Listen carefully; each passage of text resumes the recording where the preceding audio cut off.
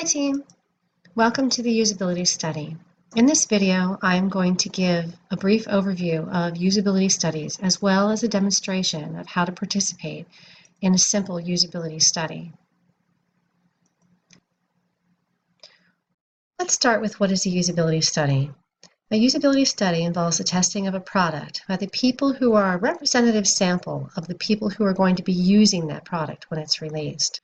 In this usability study, you'll be asked to perform certain tasks and give your feedback about the product while performing the tasks. A survey, essentially a set of forms, will generally guide you through each of the tasks and ask for your feedback.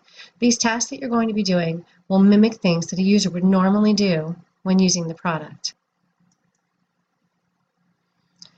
These usability studies are different than the functional tests that you're used to executing. In a usability study, in contrast, it's survey-based. You're going to be performing tasks and giving your feedback about the product.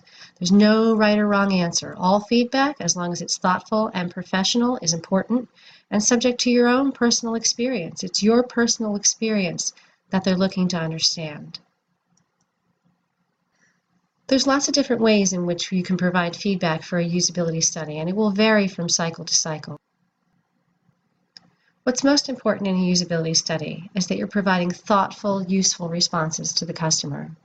Take your time to thoroughly read and answer all the questions. Be sure to perform all survey tasks as written.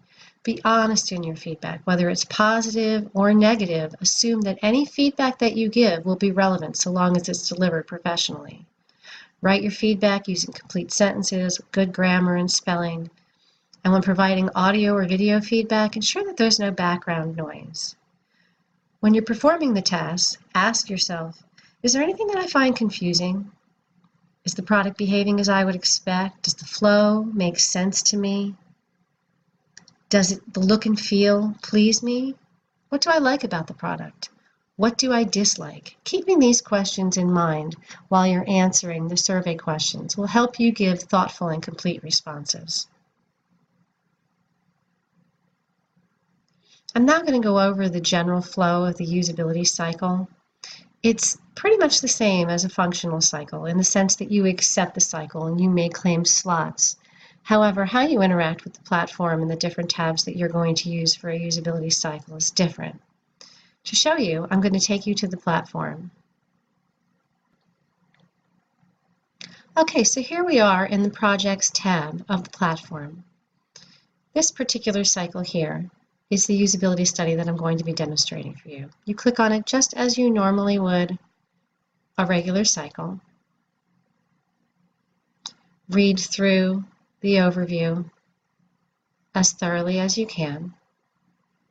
Down at the bottom, there'll likely be a checkbox to confirm that you meet the criteria. What you need to do is select that and then click Accept as you would normally do in a typical functional cycle.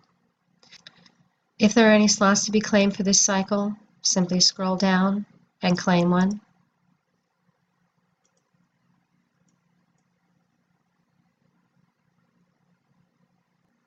Once you have accepted the cycle and claim your slot, please join the Skype chat or Slack channel if requested in the overview so that any issues can be resolved quickly.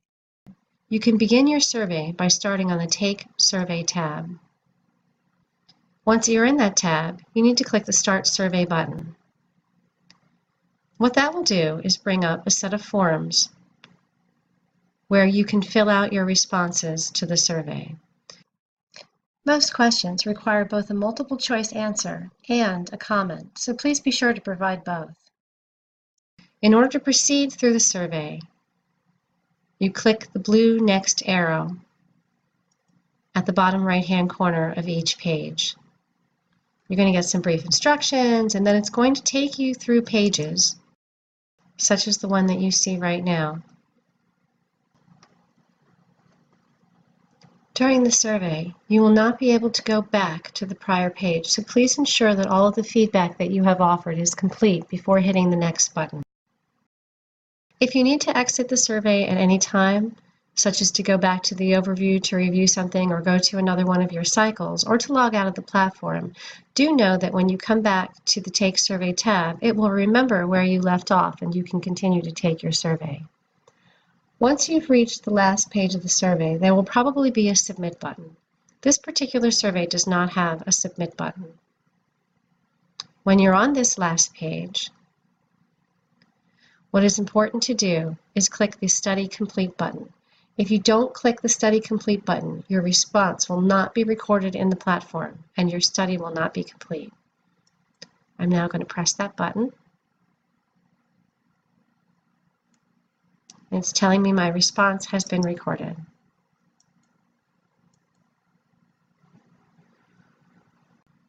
Here for your reference again is the usability study flow. That concludes this tutorial on a simple usability study. Thank you and good luck with your cycle.